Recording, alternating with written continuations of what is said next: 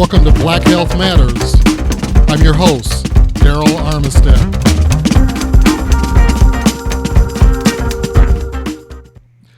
Welcome to Black Health Matters. This is a weekly video podcast that's distributed over a variety of podcast channels. You will find a new edition of this podcast every Monday, and I hope to see you again and again.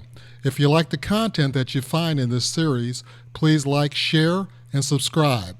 If you're on YouTube, be sure to click the bell to be notified of future uploads.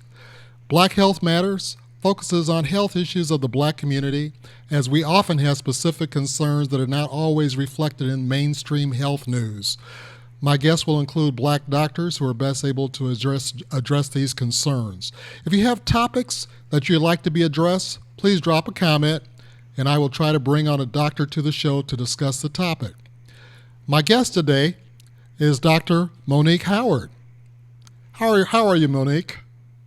Fine, thanks. How are you? Thank you. Thanks for being on the show. Monique is a board-certified pediatrician specializing in adolescent medicine, pediatrics, and neurology. She's a graduate of the University of Louisville School of Medicine and has practiced medicine for 28 years. So welcome to Black Health Matters. Glad to have you.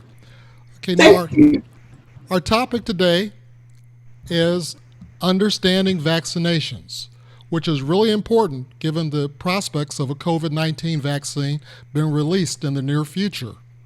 And many people are eagerly awaiting the release of a vaccine to bring things back to normal.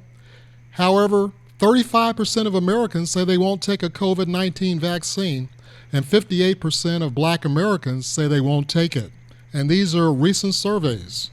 And much of the anti-vaccination climate has been created by misconceptions and misunderstandings. Wouldn't you agree, Dr. Howard? Yes, I do agree completely with that. Yeah, and I imagine that as a pediatrician, you regularly have to educate parents about the whole process of vaccinations. Yes, parents do have a lot of concerns about their children's health, and they want to do the right thing, but there are a lot of vaccines, and there is a lot of really misinformation, wrong information that's available. So you have to make sure you understand who's putting out that information and what their agenda is. So to go to a good source would be, of course, to talk to your primary care physician or nurse practitioner, and then go to cdc.gov. Even though it's got the government in it, and it is a part of the government, the CDC is the public health arm of the government. They have hundreds of doctors and scientists working for them, and they have studied these issues very completely. You can also go to AAP, American Academy of Pediatrics.org, to get also very good information. Okay, great. If you don't mind, I'd like to share a little bit of Black history, and this concerns some of the origins of vaccinations, development, particularly in the United States. Okay, I'm going to bring up a screen share, and this has to do with, as long as I get the title out of the way, Black History Month. Onesimus spreads wisdom that saves lives of Bostonians during a smallpox epidemic. And this has to do with, in the early 1700s, a century before Edward Jenner conceived the idea of a smallpox vaccination based on the cowpox virus. Smallpox was ravaging the American colonies. And this changed in 1706 when Cotton Mather had a conversation with his slave, Onesimus, about whether he had ever had smallpox back in Africa. And Onesimus described the practice of variolation, which consisted of taking infectious material like pus from the blisters of a smallpox patients and inserting that material through the skin of a healthy person. Now, people still developed severe symptoms and even died from smallpox via variolation, but in much smaller proportions compared to those who acquired it naturally from another ill person. And as this process improved, vaccines were developed that actually prevented disease infections. And so it's got a lot of its origins from Africa, and particularly through a slave called Onesimus. And I found that fairly fascinating. No, it is fascinating, and it goes to show you that people all over the world have been trying to prevent illnesses, and they made correct observations. They did testing of their own sort with saying, okay, let's try to get you infected and see if this helps prevent getting a worse infection. So that's really great. And it tells, as people of African descent, we've believed in vaccination for a very long time. Exactly. Okay, I found some common misconceptions about vaccinations on the internet. And if you'd be so kind, I'd like for you to address some of them. Okay. All right. So the first one I'm going to put up on the screen for podcast viewers that are watching the video. And of course, this is also an audio format. So I'll read the question. But misconception number one, diseases had already begun to disappear before vaccines were introduced because of better hygiene and sanitation.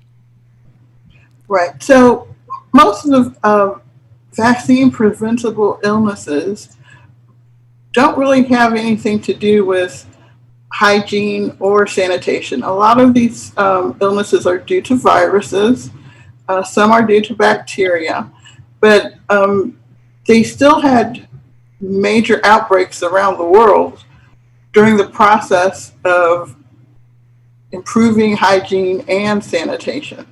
So it sounds like it would make sense, but it really doesn't affect the wild type, meaning the naturally occurring, illness. And one of the things that you can still see today is pertussis.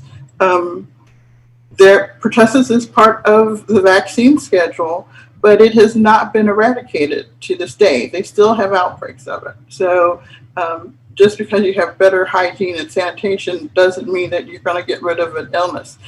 And when I say they, I mean we in the United States still have outbreaks of pertussis every year. So it hasn't gone away. All right, so I guess anecdotally, you could say that a Clorox wipe is never going to replace a vaccine. No, a Clorox wipe, I'm sorry, it's not going to replace a vaccine, because remember, these illnesses are carried by people, and we spread the illness to each other. So you can, wipe things all you want, but you're not going to, we're part of the pathogens, that illness's life cycle. So yeah, you're not going to be able to clean yourself that well. All right. Another misconception, that the majority of people who actually get the disease have been vaccinated. Right. So what happens is the majority of people who get the disease actually have not been vaccinated. No vaccine is 100% that is around today. So what happens is that, the efficacy, how well that vaccine works in each individual, kind of waxes and wanes. So like if you say just got the vaccine, then you probably have a better chance of fighting off that illness than someone who had the vaccine 20 or 30 years ago. And I think what happens is that we keep having outbreaks of like measles in college age students. In the 1990s, the first sort of wave of measles outbreaks was due to changes in the scheduling. So they needed another booster. So once we got that sorted out, that worked really well. But then everyone decided, well, I'm going to do my own thing and I'm not going to get vaccinated because the herd, meaning the entire population, is vaccinated. That only works if the entire population is vaccinated.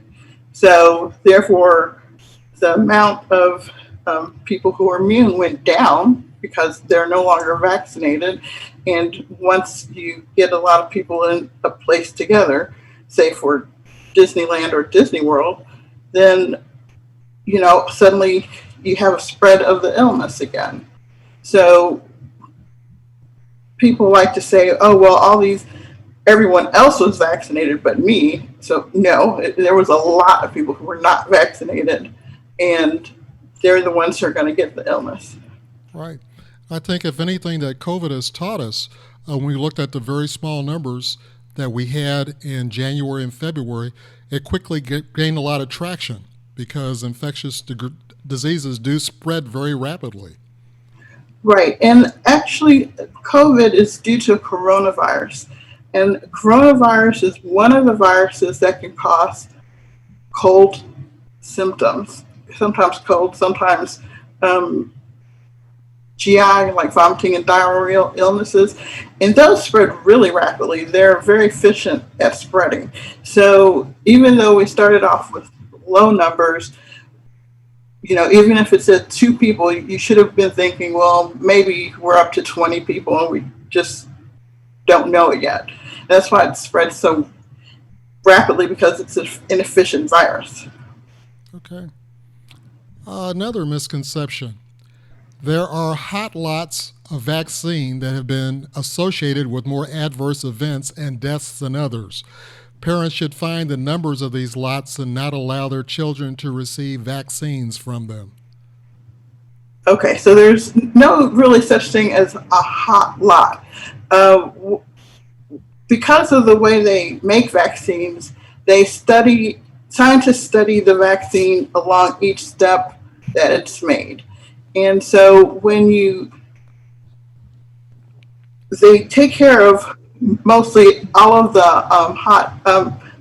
adverse effects that are reported during the studies at that time. So when you spread it out to the larger community, that's when you can say, yes, most people will get a fever or redness at the site or some muscle aches.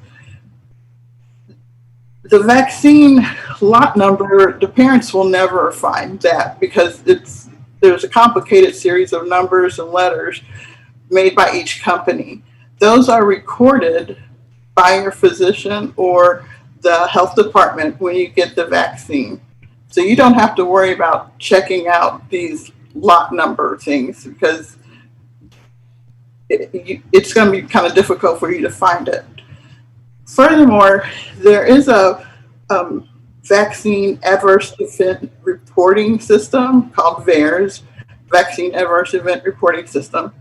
And when, as the provider or the person who gives the vaccine gets information back from the patient saying that something happened, they will report it to the system. Now, of course, other people can make reports too, but what you have to understand is that the vaccine reporting system, they follow up, and they will follow up with you from like a month later to 6 months later, depending on what you said happened to that person with that vaccination. Because if it is something that was not discovered during the process of development, they really want to know about that. So they will check up on you to see what happens. And sometimes when things happen to people, you relate it to something that you can pin to a date. So say you got the vaccine on Monday and Thursday you had a car accident. Well, some people will say, well, it caused the car accident that resulted in a broken leg.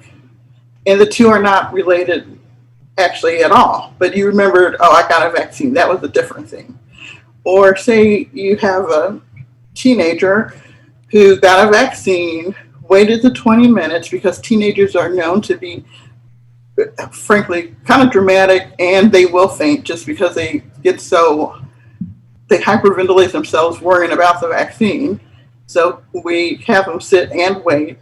So say someone waited the 20 minutes, she didn't pass out in the office, and people do pass out sometimes in the office because they worry themselves so much. Then they went off in their car and they had an accident. And so somebody will report that.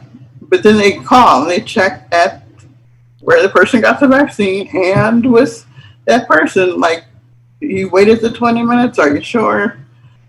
I don't think the vaccine caused your accident. I think, were you reaching to change, something, the radio station, or you're fooling with your phone? So you have to kind of take everything with a grain of salt. And you can actually look at the vaccine adverse reporting system, and, they will tell you, like, this person said this happened, and they said this happened.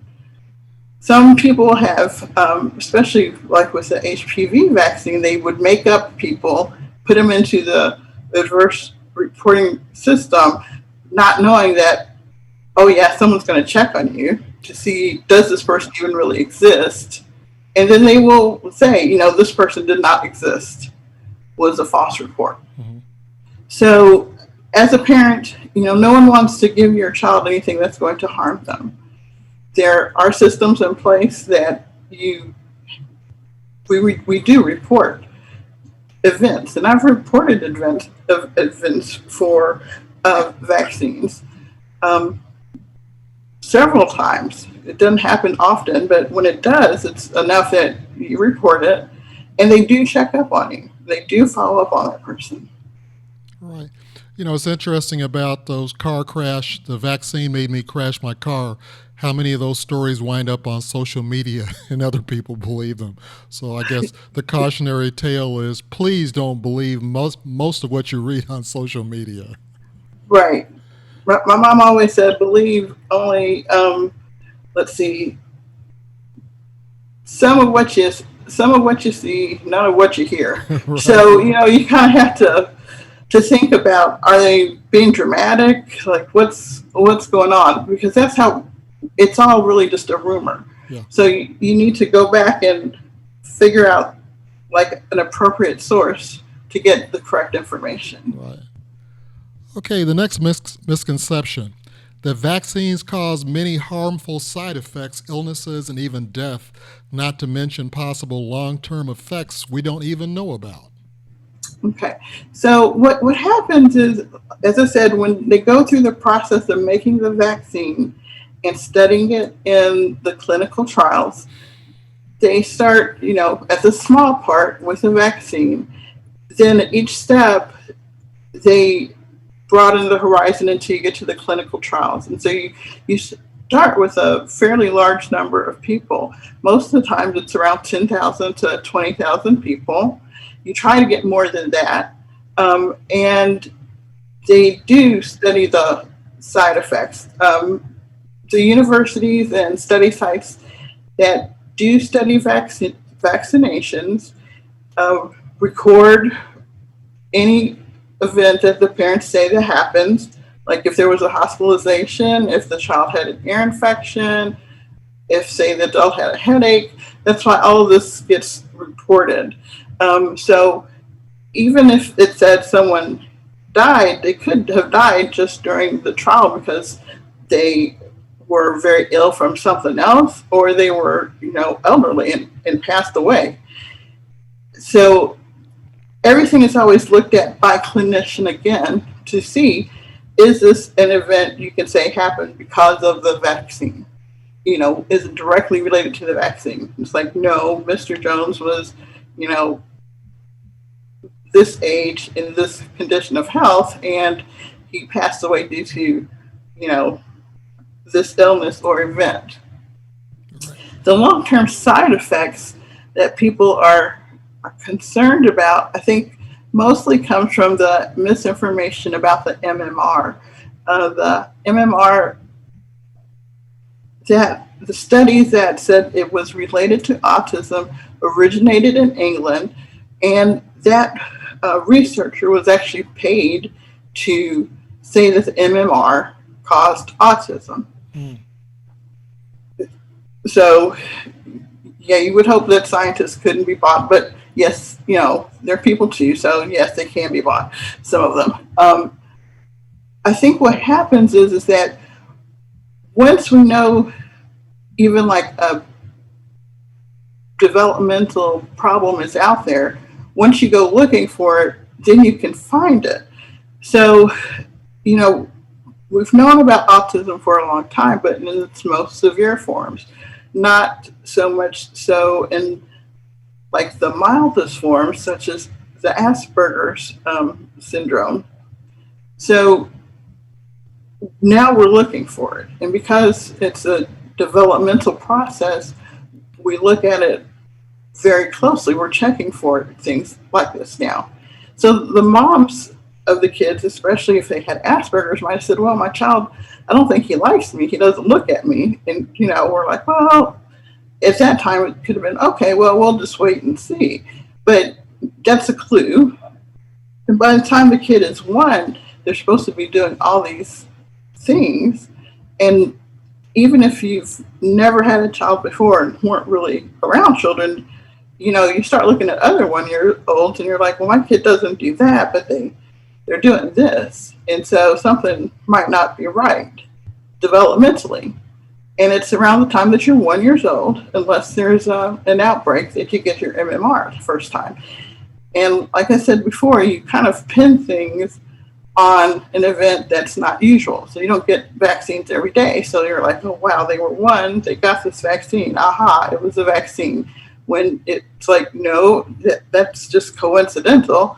It's like the child has been having developmental problems that were very subtle, maybe not picked up all along. But when it comes to the 1-year-old, you're supposed to do these things, and now you're not. And now that's when your pediatrician most likely will say, maybe we need to look closer at this. And it has nothing to do with the vaccine at all. It's a very common theme among anti-vaxxers or the anti-vaccination community on social media, that one of the things they commonly say is that vaccinating your child will cause autism, which is based on bad information. But unfortunately, a lot of people believe that. Right. And unfortunately, they believe people who say they know things because their kid had something. But I'm thinking of Jenny McCarthy, who was a Playboy bunny. So she wasn't a scientist, and she wasn't looking at a lot of little kids before she had her child. So she's not one to really get this information from. So what happens is that when parents come in, they'll tell me things like, well, I have 5 kids and I've never seen this before. Well, I've seen thousands of kids. And as a collective whole, pediatricians have seen millions of kids. So the broader scope that, scientists and doctors looking at overall, we're overlooking like millions of kids and millions of dosages of vaccines. So when we tell you, look, this is not causing this behavior or this developmental delay, we really mean it. If we thought that it had any way caused it, those vaccines would be given in different ways.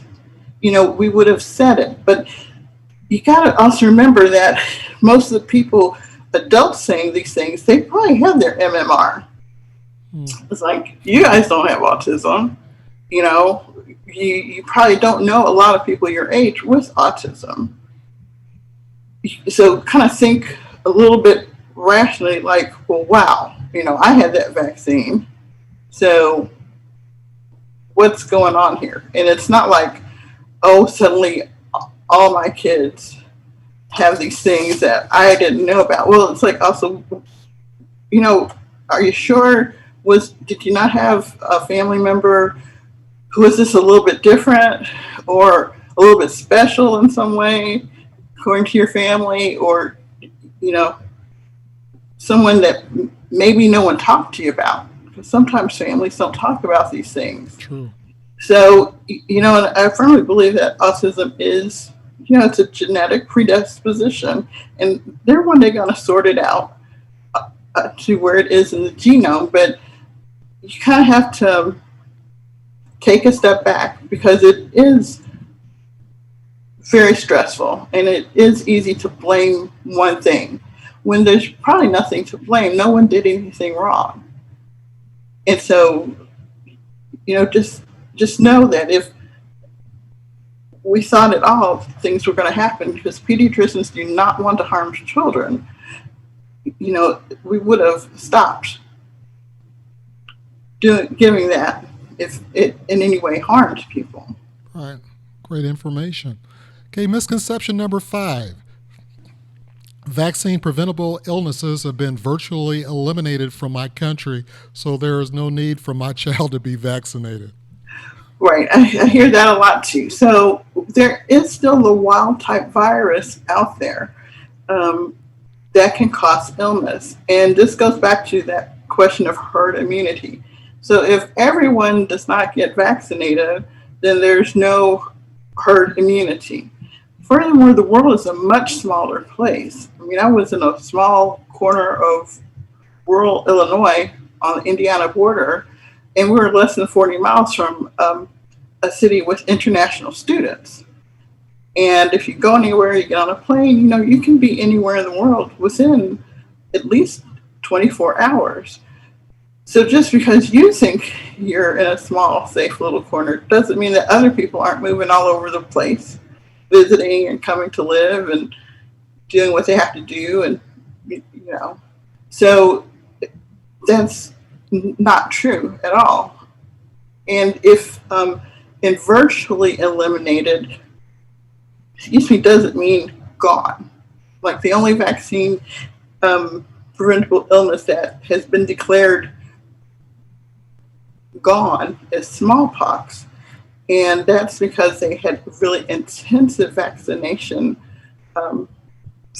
efforts until the 1970s. And even then, the smallpox virus itself is not gone. It's hidden away in a lot of labs around the world, unfortunately, and it could be weaponized. And just within the past 15 years, they were afraid that it was going to be weaponized, and people had to, healthcare providers went about getting their smallpox vaccines, boosters again. That is a scary thought about weaponizing smallpox. Yeah, and so you can't believe that the virus is gone or the bacteria is gone. It's kind of not. Okay. The next misconception. Number 6, giving a child multiple vaccinations for different diseases at the same time increases the risk of harmful side effects and can overload the immune system. Sounds logical, but... It sounds logical, but you have to think about it. You have millions of bacteria on you all the time. No need to get freaked out. They're part of your system, your biome. But, sometimes they can make you sick. You get cuts, scrapes, and bruises all the time. So if you're that delicate that you can't handle more than 2 things at once with your immune system, we would all be very, very sick or dead. And some people do have immune deficiencies that they're born with, and they cannot handle, all the input from the world. Your body is really an incredible machine that is adaptable. So the information your white blood cells get, because they're the ones that fight illness, they get pieces of the virus or bacteria called antigen, and they make an antibody. And they store that information. And so there's always a certain number of cells that are roaming around your body that can clean up something if, you get an incursion. And they can also make more of themselves and spread that information to other white blood cells. So, your body is protecting you all of the time.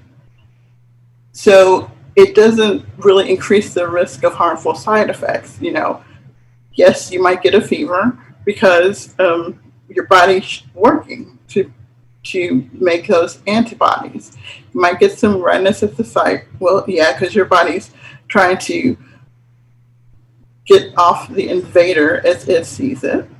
And, sometimes, like, you can get a rash if that illness, say, causes a rash, like with the measles vaccination. Some people get a little um, little red rash, that's just because your body is working to prevent that illness, and also you're getting a small live inactivated part of that virus. So yeah, you might have a little rash that lasts for a day or so, but it's not the full blown illness, which can actually be deadly. Okay, great. And the last misconception that I found on the internet says that natural immunity is better than vaccine acquired immunity. Okay, so let's think about that. To become naturally immune, you have to have had the illness. They, the vaccines are made for against illnesses that can kill you. So yeah, you might have natural immunity, but you could also be dead at the same time because you were very, very ill. So that means you have to kill off large populations. Think about when Europeans first came to the Americas.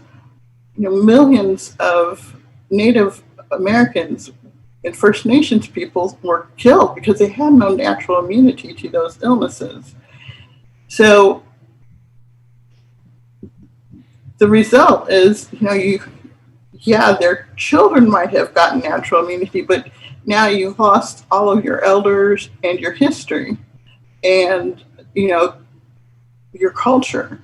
So it's much better to get vaccinated, where you know that, okay, you might have a fever, you might have redness and swelling at the site, you might have some achy muscles, but you don't get the whole illness. And even though they're called childhood illnesses, things like chickenpox can still kill people, and it still does.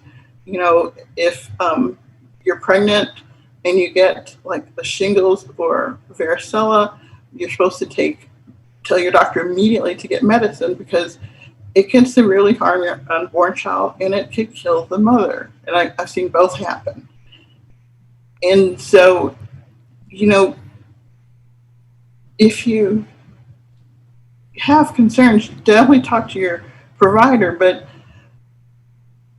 it's kind of like all or none. That yes, you're like, well, I got this and I'm immune now from that, but something else can come along that someone else is immune from, or they get immunity and survive, but you get it and you die. So there's really no good way to sort out who that's going to happen to. And that's why they're working so hard on vaccines and the vaccine for COVID-19. Because, we can estimate who's at most risk, but we can't tell you, oh, yeah, you're going to survive. Oh, no, you're not going to survive. And by the way, oh, you're going to survive after being in the hospital for 100 some odd days. So, that's not a good risk. That risk of what happens if you get sick to the benefit of the vaccine, it's just not there. So just get the vaccine and not have to deal with all of the severe illnesses that could happen. Speaking of risk, we're going to quickly move into the fall season, which is also flu season. And I understand that there's a much higher risk of mortality, that the flu in combination with COVID-19 can kill a lot more people. Is that? Yes. Can you talk about that?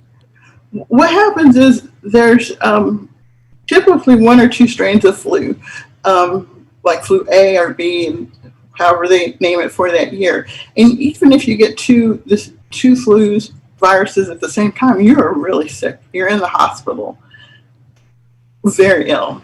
So now you have a respiratory illness, the flu, with COVID-19, which is also a respiratory illness, that also makes it harder.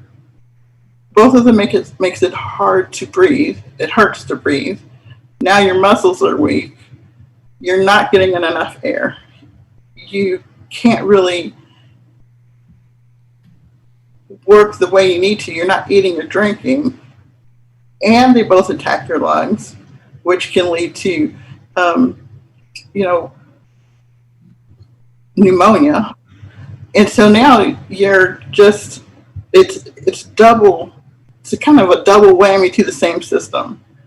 And we know that COVID is very bad. I mean, you're already in a hospital 100 days just for the respiratory problems, not to mention what it does to your heart or kidneys or multi-system if you're a child. And add on to that the flu, the medical system is going to be, I think, doubly overwhelmed. You know, it's already overwhelmed when everyone gets that sick in terms of ICU beds. But now you put the flu on top of it, and you can end up in the ICU just by a bad flu case yourself. And if you have like COPD or asthma or any kind of congestive heart failure, yes, you know, your chances do not look good for survival with if you get both of those things at the same time. So you definitely want to get your flu vaccine. If they have the COVID vaccine ready by then, you know, thinking about it and thinking about the risk, I'd say get your COVID vaccine too. And I don't say that lightly. I understand why people are afraid of new vaccines and why you might want to wait till the next year. But this is a pandemic. It's all over the world. It seems to come in waves within the same country. So the risk of you getting it and getting that sick and then maybe not having resources available to you are pretty high.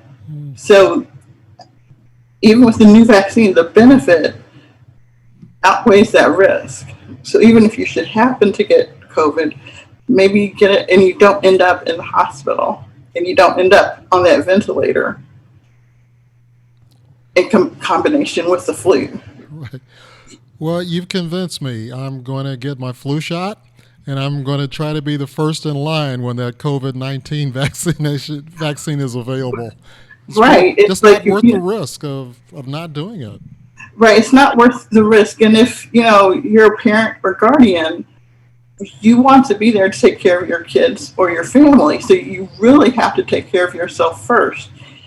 And it's sort of a win-win because, yes, you're taking care of you, but you're also taking care of your community in that you're not spreading the virus around more because one person can infect hundreds of people and you don't want to be that person.